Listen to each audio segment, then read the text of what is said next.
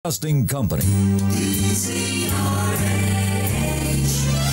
DZRH. Member, kapisanan ng mga broadcaster ng Pilipinas. Oras sa Kuyang Father Lito Jimenez, alas 4:12. Uy! Nakapag-break ka na ba? Nakapag-relax ka na ba? Saan ka man nagtatrabaho, mapa-opisina man o work from home o mula mismo sa pwesto, sasabayan namin ang break time mo. Sasabayan namin ng mga balita at komentaryo, mga panayam ng mga taong viral ngayon. DZRH Break Time! Pumapatak na naman ang ulan sa bubong ng bahay. Di maiwasang gumawa ng di inaasahang bagay. Laklak ng beer ng magdamagan may Isang maulang hapon, Pilipinas. Malakas po ang bagyo sa inyong lugar. Dito po sa Metro Manila ay pumapatak lamang po ang ulan. Di masyadong wet ang lansangan naman. Magandang hapon, Pilipinas. Ako po si Deo Macalma. Ako naman po, Thea Petro Corpuz. At narito ang headlines ng ating mga balita ngayong araw ng Huwebes, July 17. Bagyong Krising lalo pang lalakas. Posible maglandfall sa Cagayan bukas ayon sa Pag-asa. 14 na lugar nasa signal number 1. Maraming commercial flights kinansela ng Kaap. Malacanang inalerto ang mga ahensya ng pamahalaan. NDRRMC naka-red alert na ngayon. Taal Volcano nagkaroon ng minor phreatic eruption ayon sa PHIVOLCS. Panibagong sako naman na may hininalang buto nako sa ilalim ng Taal Lake ayon sa Philippine Coast Guard. Ebidensya ng grand conspiracy sa missing sabongeros pinagtatagpi-tagpi ng PNP ayon yan sa DILG. Senado kinalampag naman ng UP Council. Impeachment trial laban kay Vice President Sara Duterte Carpio iginiit. Mga balitang bubuwisan ng savings sa mga bangko, fake news. Ayon yan sa Department of Finance. Pangulong Ferdinand Bongbong Marcos Jr. itinalaga si Attorney Francis Saturnino Juan bilang bagong chairperson ng Energy Regulatory Commission. Magnitude 7.4 yumanig sa Alaska Peninsula. Walang tsunami warning ayon din yan sa PHIVOLCS.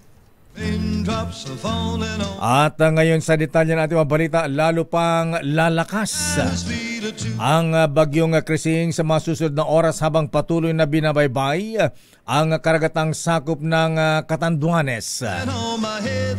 Ay Commissioner Rio Alma, ayon sa Pag-asa, huling namataan ng bagyong Krising sa layong 470 km sa silangan, hilagang silangan ng Vira, Catanduanes.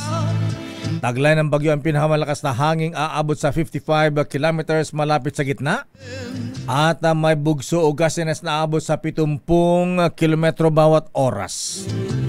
Kumikilos ang bagyong Krising pahilaga-hilagang kanluran sa bilis na 25 km bawat oras.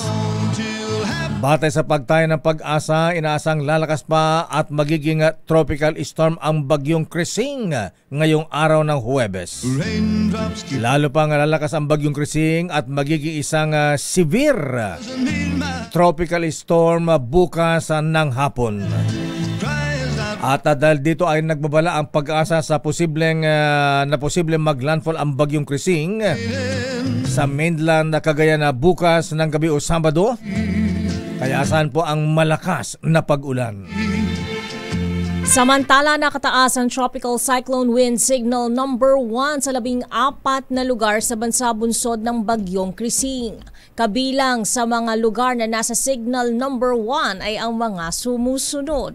Southern portion ng Batanes na kinabibilangan ng Sabtang, Ivana, Uyugan, Mahataw at Basco. Cagayan kasama na ang Babuyan Islands, Isabela, Quirino, northeastern portion ng Nueva Vizcaya na kinabibilangan ng Kasibu, Quezon, Bagabag, Diadi, Bayumbong, Solano, Ambagyo, Ambagya, Villaverde, northern portion of Aurora, Dilasag, Kasiguran, Dinalungan, Dipaculao, Apayao, Abra, Kalinga, Mountain Province, Ifugao, Ilocos Norte, northern portion ng Ilocos Sur na kinabibilangan ng City of Vigan, Santa, Kawayan, Bantay, Nagbukal, Narvacan, Cabugao, San Juan, Sinait, Magsingal, San Ildefonso, Santo Domingo, San Vicente, Santa Catalina, northern at eastern portions ng Catanduanes na kinabibilangan ng Pandan, Bagamanok, Panganiban, Viga at Gigmoto.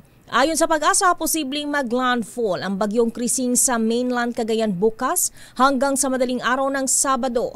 Pagkatapos nito ay kikilos ang Bagyong Krising pakanluran at babagtasin nito ang hilagang bahagi ng Northern Luzon at pipihit ng pakanlurang hilagang kanluran hanggang sa makalabas na ng Philippine Area of Responsibility pagsapit ng gabi ng Sabado o Linggo ng umaga. Raindrops are falling on my head. And just like At nakaugnay sa kalagayan ng Bagyong Krising, inatasan na ng Pangulong Ferdinand Marcos Jr. ang makulang ahensya ng pamahalaan na maghanda para sa maagap na pagresponde sa inasang epekto ng Bagyong Krising at habagat. Sa press briefing, sinabi ni Palas USEC Press Officer Claire Castro na nauna nang itinaas ang alert status ang National Disaster Risk Reduction and Management Council NDRRMC para makapaghanda o may handa ang makagamitan at ang mga tauhan ng pamahalaan sa anumang pagresponde. Nagsasagawa na rin ang tanggapan ng pre-disaster risk assessment at nag-activate na rin ng Virtual Emergency Operation Center. Pinatitik ng Malacanang sa DOST Pag-asa ang patuloy na paglalabas ng mga update at report para sa kaalaman ng mga mamamayan sa mga lugar na maapektuhan ng bagyo. Narito si Yusek Castro. Patuloy pa rin po ang pagmomonitor at pagbibigay po ng mga advisories sa mga stakeholders sa ating mga kababayan. Pati po dito ang DOST, Pag-asa, ganoon din po. May continuous weather monitoring and provisions of weather updates to all stakeholders. Pati po ang DILG, ang DSWD ay naka-alerta na po. Samantala, itinaas na ng National Disaster Risk Reduction and Management Council ang Red Alert status bilang paghahanda sa Bagyong Krising. Epektibo ngayong alas 12 ng tanghali ang taas ng agarang emergency response sa buong bansa lalo na sa mga maaaring daanan ng bagyo. Sa bisa ng Memorandum 170 Series of 2025, pinagduduty na rin ng NDRRMC ang detailed officers mula sa Armed Forces of the Philippines, Bureau of Fire Protection, Philippine National Police at iba pang ahensya ng gobyerno. Huling namataan ng tropical depression sa silangan ng Catanduanes hanggang kaninang alas 11 ng umaga. Posibleng itong lumakas at maging tropical storm o typhoon bago ang inaasahang landfall sa Northern Luzon. Samantala, nakataas ang Blue Alert level naman sa buong probinsya ng Bicol dahil sa inasang epekto ng Bagyong Krising. Kinumpirma ng Office of Civil Defense Region 5 na si Director Claudio Yucot na meron silang isinasagawang pre-disaster risk assessment. Ayon kay Yucot, apektado ng malakas na pagulan ngayong araw ang probinsya ng Catanduanes, Camarines North at Camarines Sur dahil na rin sa southwest monsoon o habagat. Nato si Director Claudio Yucot. kahapon, nag-conduct na kami ng pre-disaster risk assessment o yung tinatawag na PEDRA. At nag-raise na kami ng blue alert sa buong Kabikulan para sa paghahanda sa epekto nitong si TD Crising. Ang epekto kasi niya, kasi hinahatak niya ang habagat. Monsoon. Kaya yun ang dahilan kung bakit lumalakas ang ulan dito sa Kabikulan. Samantala, nakapreposisyon na ang lahat ng pagkain, mga equipments at ibang kinakailangang kagamitan para naman sa mga apektuhan ng bagyong Crising.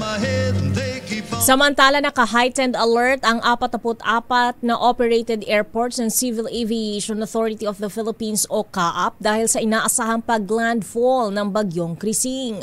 Ayon kay CAAP Director General Retired Lieutenant General Raul Del Rosario, pinagana na ng area and airport managers sa mga lugar na posibleng tamaan ng bagyo ang kani-kanilang airport emergency plans. Inatasan rin ni Del Rosario ang mga airport manager na makipag-ugnayan sa lokal na Disaster Risk Reduction and Management Council at airline operators upang matiyak ang seguridad ng mga pasahero at ng pasilidad. At dahil pa rin sa bagyo at habagat, kanselado na ngayon ilang flights ngayong araw July 17 dahil sa masamang lagay ng panahon. Ayon sa announcement ng Civil Aviation Authority of the Philippines sa CAAP, kabila ang mga flights na kanselado ngayon ay ang DG6113 na biyaheng Manila-Naga at vice versa Naga-Manila.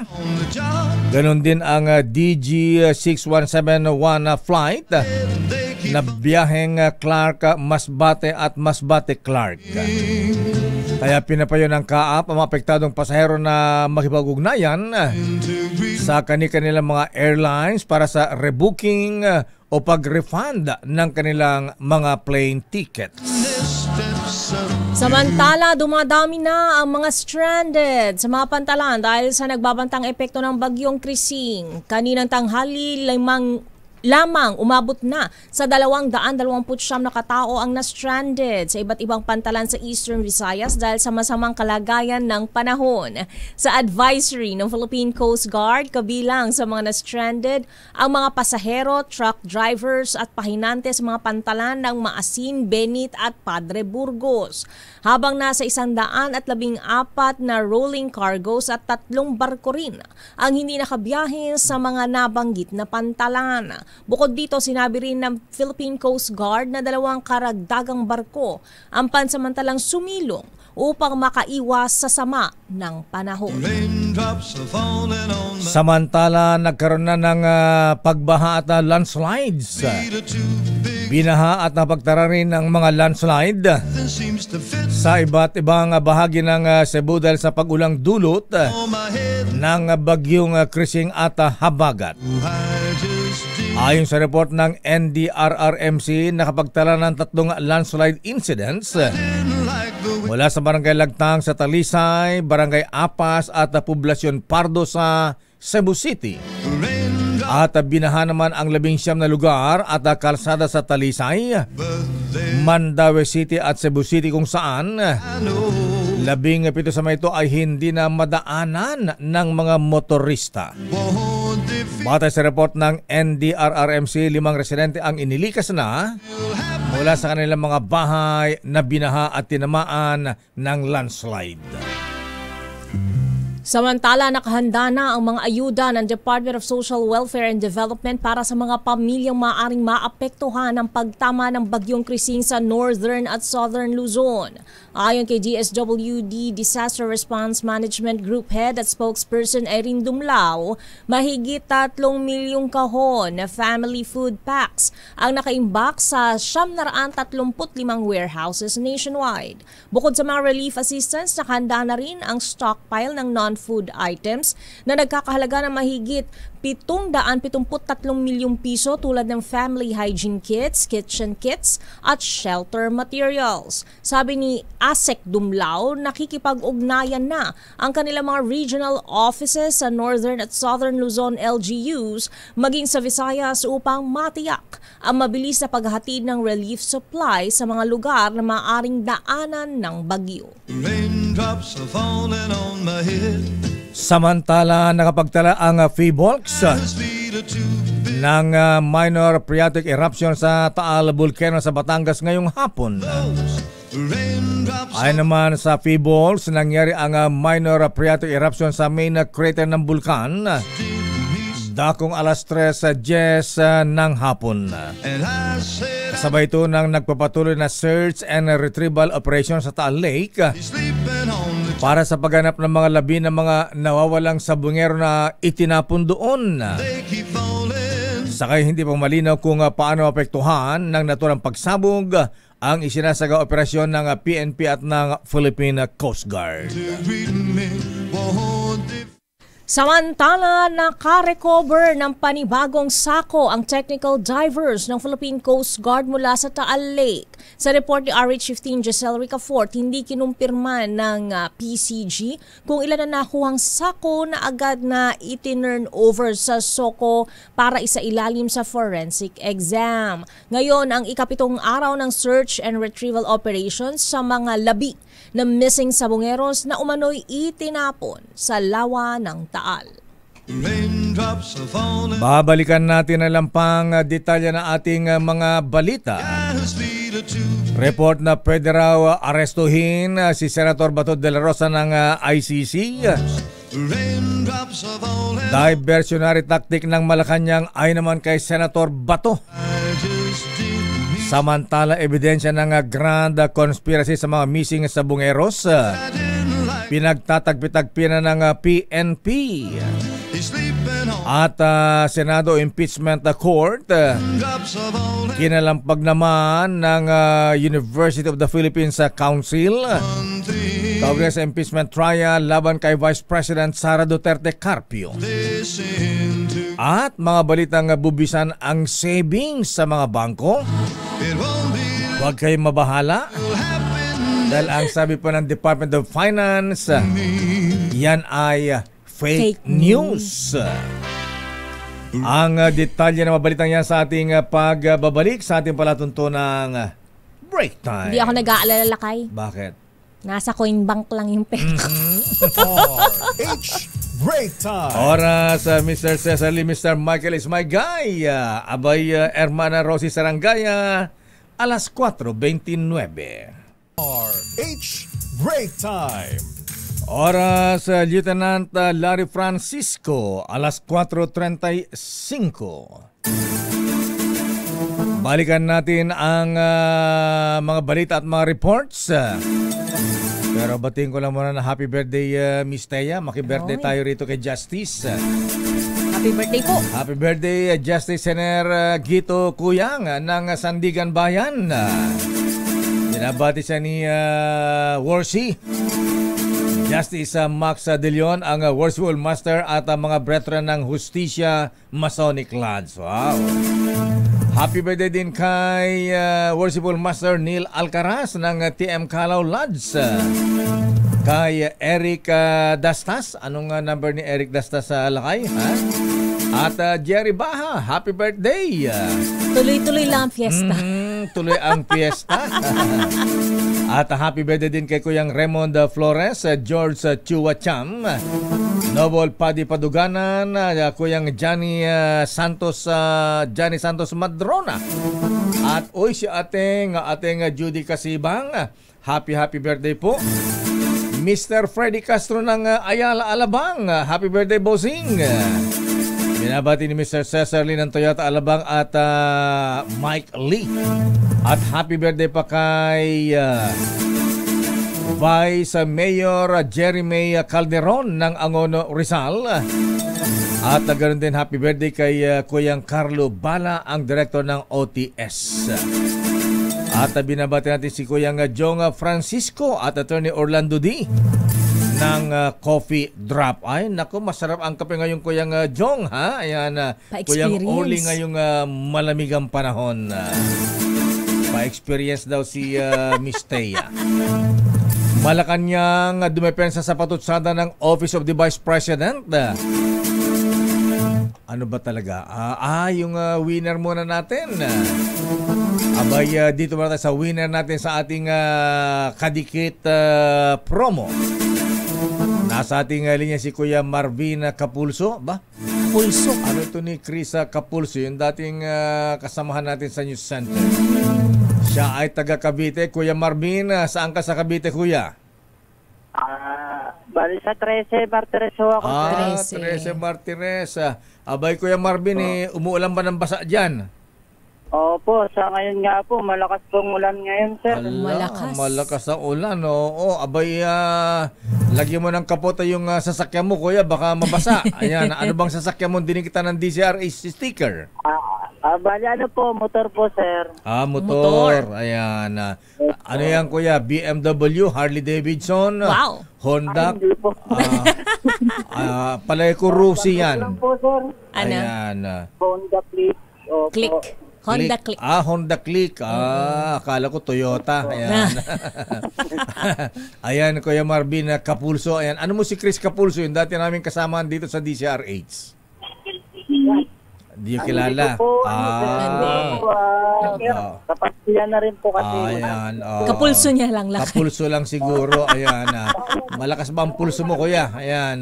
Anyway, Kuya Marvin, ang tanong namin ay anong himpilan ng radyo na katatapos lamang ang kanyang 86 birthday noong Martes? Walang iba po kundi DZRH Radio po. Galing mo, Kuya. Ang hirap-hirap ang tanong ko, nasagot mo. Opo. Nanalo ako ng 1,000 pesos. Wag mo ibaba at ikaw ay kakausapin para malaman kung saan ipapadala ang iyong premyong 1,000 piso. Congratulations. Congrats sa Kuyang Chris Capulso. Ay, hindi pala, Marvin Capulso.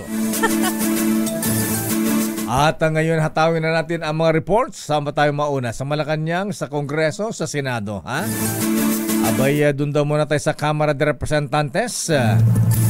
Ang Kamara de Representantes, lalo na ang mga members ng prosecution team, umaasa na masusunod daw ang August 4 na siyang bagong petsa ng Senate Impeachment Court sa pagsisimula ng impeachment trial laban kay VP Sara Duterte Carpio. Ang detalye mula kay Aris number 12, Manang Milky Rigunan, please come in. Manang Milky. Lakayateya, handa ang House Prosecution Team kahit kailan simulan ng Senate Impeachment Court ang paglilitis kay Vice President Sara Duterte. Ayon kay Representative Paulo Ortega de Fif ng La Union, sana nga matuloy na ang August 4 na pagkukonvene ng Senate Impeachment Court. Sabi ni Ortega, maliban sa House Prosecution Panel, hinihintay na rin ng taong bayan ang masimulan ang paglilitis.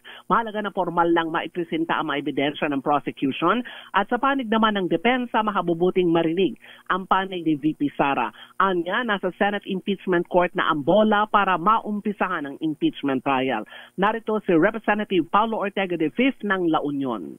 And if they maintain the calendar and their schedule, okay naman with the House of Representatives yun. Kasi nga, parehang, I think, the prosecution is also waiting for this. Ang taong bayan, naghihintay din. To take it more lightly, siguro, may formal schedule naman, may formal na communication. Hindi naman yata, ewan ko kung text-text na lang ang mangyayari sa susunod ng mga schedule, pero definitely we will take the lead of the Senate for this one. Dagdag pa ni Ortega, hanggang matatagalan ng impeachment trial, lalong lumalakas ang anya ay mga gera ng opinyon dahil hindi nakikita ang mga ebidensya at hindi naririnig ang panig ng Vice Presidente. Ako si Milky Rigunan, nagulat sa DCRH. Yes, Akay. Kumusta ang panahon dyan sa bandang Quezon City? Maulan ba? Medyo maulan lakay kanina pero ngayon ay makulimlim. Medyo nagbabanta na naman ang pagbuhos ng ulan, lalo na mag-uuwian uli yung mga estudyante at mga may timing. Ang galing tumiming. Ng mga empleyado. Oo nga, Thea, minsan pag kailangan ng umuwi ng mga empleyado at estudyante, saka malakas ang buhos ng ulan. Okay nga, Rod. Maraming salamat, Manang Milky. Kada hapon lang kayo, Thea. Ako si Milky Regunana Nagulat para sa DCRH. Una sa Pilipinas, una sa Pilipinas. Samantala, Malacanang dumipensa sa patutsyada ng Office of the Vice President na hindi umano sinusuportahan ang mga programa ng pangalawang Pangulo. I-detay mo ang balitang yan, RH14, Left Narciso, Miss Left. Miss Thea Lakay, iginiit ng Malacanang na bukas si Pangulong Ferdinand Marcos Jr. sa anumang makabuluhang suwestyon mula sa Office of the Vice President. Tugon ito ng palasyo sa pahayag ng kampo ni Vice President Sara Duterte na hindi umano sinusuportahan ng administrasyon ang kanyang mga proyekto at programa. Sa press briefing, sinabi ni Palace Press Officer Claire Castro na hindi ang pamahalaan ang umiiwas sa pakikipagtulungan kundi mismong ang Vice Presidente.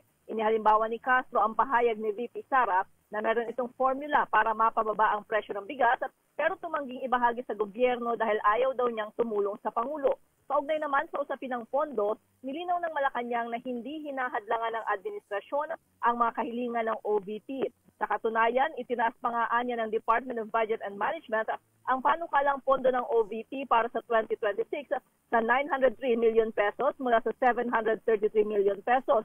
Dagdag pa ng opisyal, kaya naman hindi naibigay ang hinihinging pondo ng OVP nitong 2025 ay dahil hindi nila naidepensa ng maayos sa Kongreso. Narito si Jose Castro.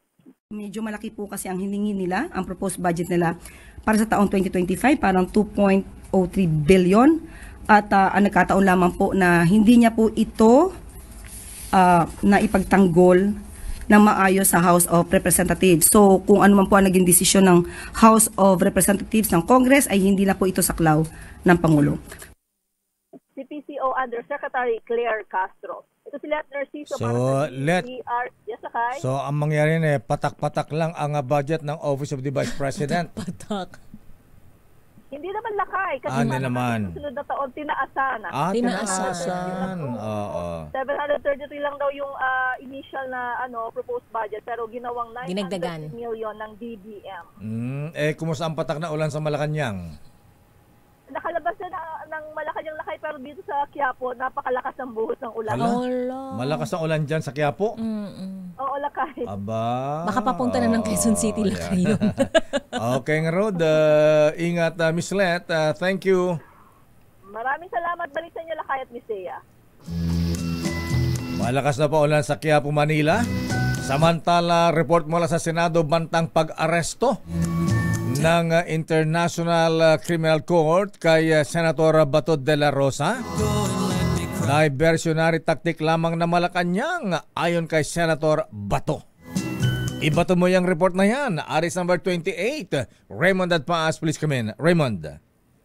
Mayor Misteria, bahagi lamang ng diversionary tactic ng Malacanang ang isyu na may aarestuin na naman ang International Criminal Court o ICC.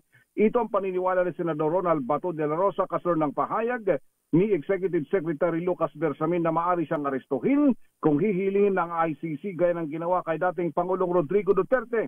Giit ni de la Rosa, gusto lang ng Malacanang na mapagtakpan ang isyu tungkol sa pagkakasangkot ng pangalan ni First Lady Lisa Araneta Marcos sa pagkamatay ng negosyanteng si Paulo Tantoco sa Amerika noong buwan ng Marso. Hamon ng senador sa Malacanang ay malaya silang ulitin ng malaking pagkakamali na inaresto si dating Pangulong Duterte at itinen over sa International Police o Interpol na siyang nagdala sa ICC. Sabi ni Senator Bato ay wala pa siyang impormasyon kung may warrant of arrest na siya mula sa ICC. Sa tanong kung ito ay magtatago, sagot ng senador, I'll cross the bridge when the bridge is constructed. Ito si RH28. Raymond Advice.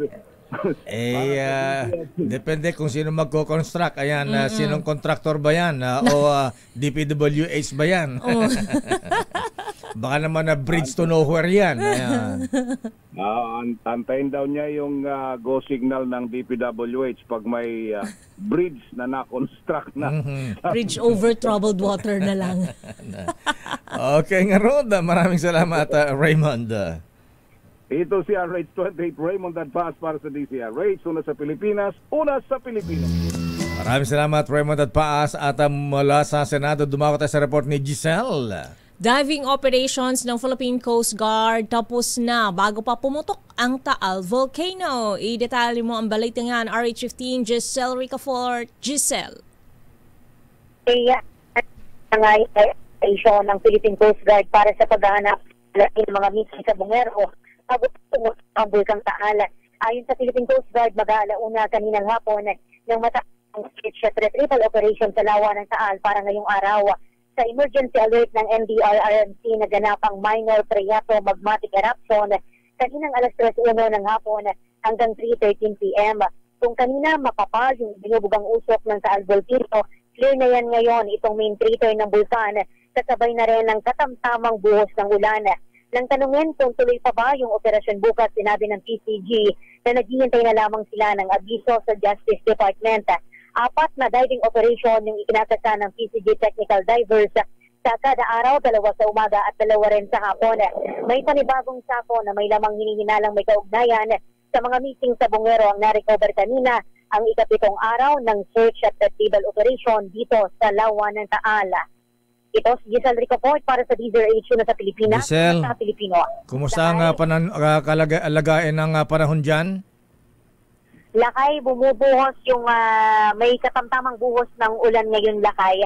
Pagkatapos noong minor eruption ng Bulkang Taal, Lakay. Allah, ganun ba? Ay, baka malulod yung mga isda dyan. Ayan. Baka mapasma yung mga tilapia, Lakay. Okay, ingat ka dyan, Giselle. Ayan, thank you. Salamat, Lakay. Antabayanan natin kung tuloy ba o suspindihin ng DOJ ang search at retrieval operation para bukas ng Philippine Coast Guard. Ito si Giselle Ricafort para sa DZRH na sa Pilipinas, una sa Pilipino. Maraming salamat, Giselle Ricafort mula sa Taal Lake sa Batangas.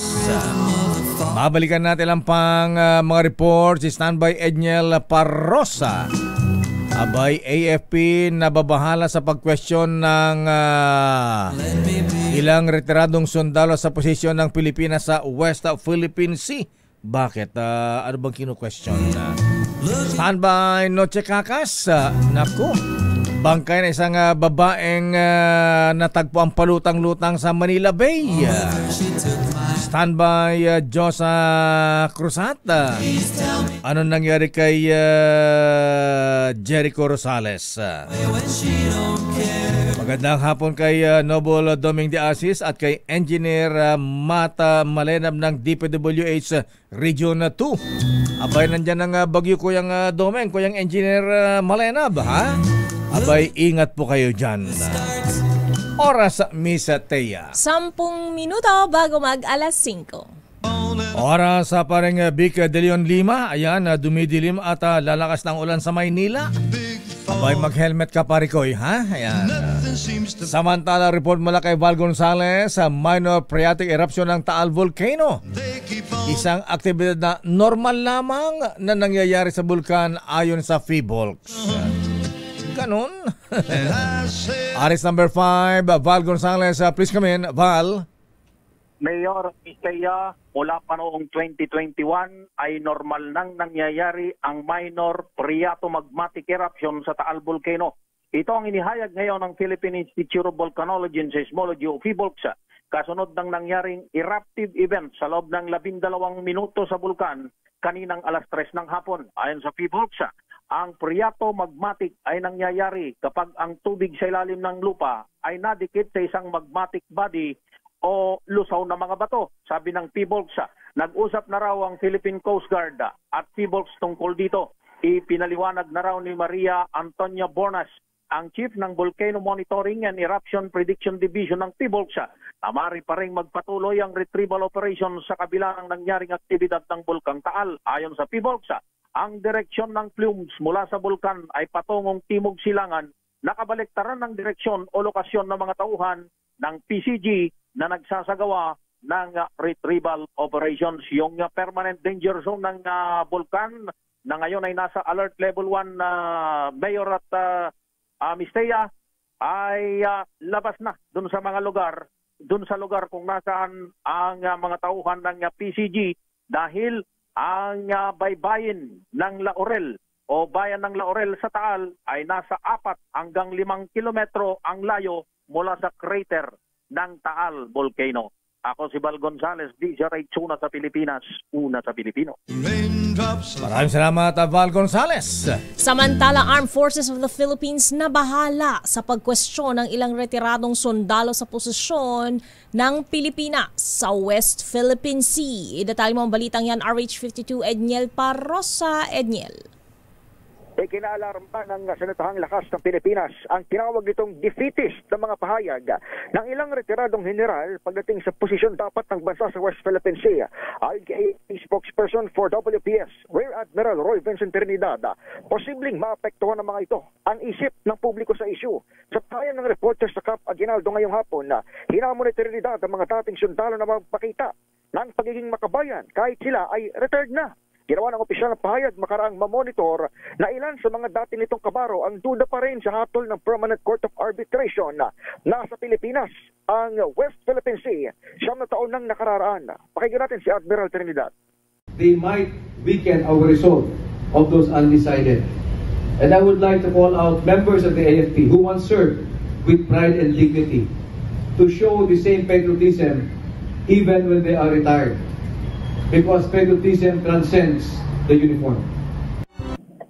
Bagamat hindi na pinangalanan, reaksyon niya ng AFP nang tanungin sa pahayag ni retired Air Force General Romeo Pocis na piraso lamang daw ng papel ang 2016 Arbitral Award. Nagpasaring din si Pocis sa kanyang Facebook post sa umano'y pagkiling ng AFP sa Amerika at sa tila pagayaan niya ng Pilipinas sa kapalaran ng Ukraine. Pero bilang tugon, iginiit ni Trinidad ang bagong pahayag ng kanilang Commander-in-Chief na si Pangulong Bongbong Marcos sa katatapos lamang na command conference dito sa AFP headquarters. Muli, si Admiral Trinidad. But this statement that we have no desire to attack anyone is based on all the actions of modernization is not for offensive purposes. This is to defend our territory, our sovereignty, and our sovereign rights. Ang tinig ng tagapagsalita ng AFP sa West Philippine Sea. Ako si Edniel Parrosa na DZRH. Una sa Pilipinas, una sa Pilipino. Maraming salamat, Edniel Parrosa. Samantalang report mula kay Noche Cacas. Bangkay na isang babae na tagpo ang palutang-lutang sa Manila Bay sa bahagi ng Parañaque City. Noche Cacas, please come in. Noche. Lakay at Miss Teya, patay na ng matagpuan ang isang babae na palutang-lutang dito sa Manila Bay, malapit sa Bayshore Premises, Entertainment City, Barangay Tambo, Lungsod ng Parañaque.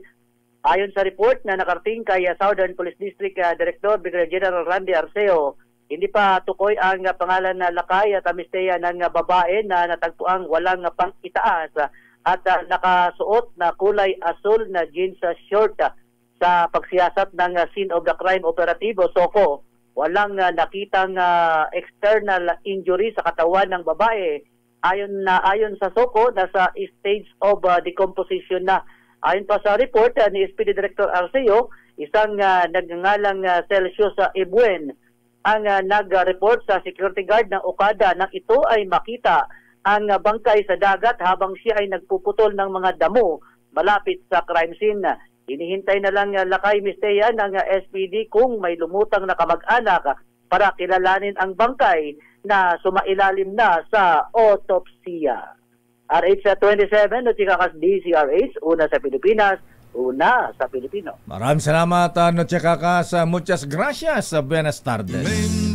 Samantala, pinagtatagpi na ng mga otoridad ang mga ebidensya sa kaso ng missing sabongeros, kabilang ang video ng pagdukot, forced confession sa mga biktima at mga nadiskubring buto ng PNP Forensic Group sa Taal Lake. Ayon kay Interior Secretary John Vic Remulla, dahil sa mga ebidensya, posibleng mapatunayan ang tinatawag niyang grand conspiracy. Narito ang bahagi ng pahayag ni Remulla. video tayo ng abduction, may video tayo ng false confession. Ngayon kumahanap yung medical ties sa conspiracy, grand conspiracy. Bukod dito, hawak na rin umano ng Department of Justice ang listahan ng sinasabing Alpha Group members na isinumite ng whistleblower na si Julie Dondon Patidongan. Ayon kay Secretary Remulla, dadaan pa ito sa verification para masigurong makakasuhan ang mga inaakusahang may kinalaman sa naturang kaso. Narito muli si Remulla. No secret counts. Kung kahit mayor, kahit governor, kahit senator, basta kasama sila dun sa Alpha Group na yan, anyone involved in Alpha Group will be charged kung punta ng mismo. Samantala, itinalaga na ni Pangulong Ferdinand Marcos Jr. si Atty. Francis Saturnino Juan bilang bagong chairperson ng Energy Regulatory Commission. Ayon kay Palace Press Officer Claire Castro, itinalaga rin ng Pangulong Marcos bilang ERC Commissioners sina Atty. Amante Liberato at Atty. Paris Lial. Papalitan ni Atty. Juan si dating ERC Chairperson Mona Lisa Dimalanta na nag-file na ng kanyang irrevocable resignation. Formal silang upo naman sa pwesto sa August 8, 2025. Narito si Yusek Castro. Appointed as chairperson of the ERC is Attorney Francis Saturnino C. Juan.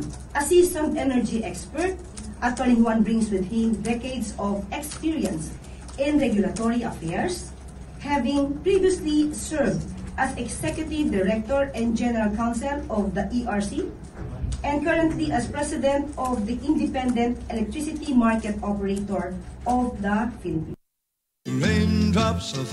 Samantala sa showbiz, Miss Thea. Jericho Rosales super enjoy sa pag-aaral ng pagmemekaniko. Dahil ba minekaniko ni Jericho ang makina ni Janine? Oh. Janine. Marunong ba siyang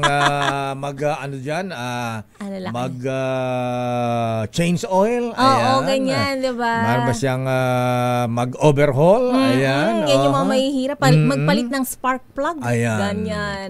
Janine Gutierrez, todo suporta naman sa kanyang boyfriend. Ida tayo mga showbiz news na yan. Diyosa ng showbiz, Josa Cruzat. Josa. Miss Thea at Alakay, tila may bago ang kinahuhumalingan ngayon ng aktor na si Jericho Rosales. At ito ay ang pag-aaral ng pagmemekaniko. Sa isang video na ibinahagi niya sa Instagram, makikitang sumabak si Echo sa basic mechanic night class sa isang talyer. Kaugnay nga ito ng kanyang hilig sa mga motorsiklo. Masayang ibinahagi ng aktor ang karanasan sa klase kung saan kitang-kita ang kanyang dedikasyon at pagkasabik habang natututo ng mga technical na kaalaman sa makina. Agad namang umani ng positibong komento mula sa netizens ang post ng aktor, kabilang na ang reaksyon ng kanyang girlfriend na si Janine Gutierrez na todo suporta kay Echo. Kapansin-pansin ang ngiti sa mukha ni Jericho, patunay na tunay niyang na-enjoy ang bagong natutunan sa likod ng mga makina. Samantala, inaabangan ngayon si Jericho Rosales bilang si dating Pangulong Manuel Luis Quezon sa pelikulang Quezon na ipapalabas sa mga sinihan nationwide sa October 15. Para sa Break Time Showbiz, ito si Josa Cruzata nag-uulat para sa DZRH, una sa Pilipinas, una sa Pilipino. Maraming salamat, Josa Cruzat. Papunta nga rito si Jericho. Maraming ayusing motorsiklo rito sa atin. Papilakin natin yung mga sirang malakas bang, mataas bang maningil yan? At good afternoon kay Mr. Michael Ismagay. Ang ating bagsak na naman halaga ng piso, Miss Thea. Mataas ang paritan ngayon. Nagsara ang paritan sa dolyar. 57 pesos and 29 centavos per dollar. Samantalang kahapon ay 57.08 centavos. Bumagsak ng 21 centavos ang halaga ng ating piso. Maraming salamat, Mr. Michael is my guy. At yan na ang kaban natin palatuntunang break time. Mayor Elgin Malaluan, malakas ba ang ulan dyan sa Mindoro? Ako po si Deo Macalma. Ako naman, Thea Petro Corpuz. Mga balansyadong balita susunod na. Henry Uri at Miss Kay. Karen Oyong. Oras. Alas 5:05.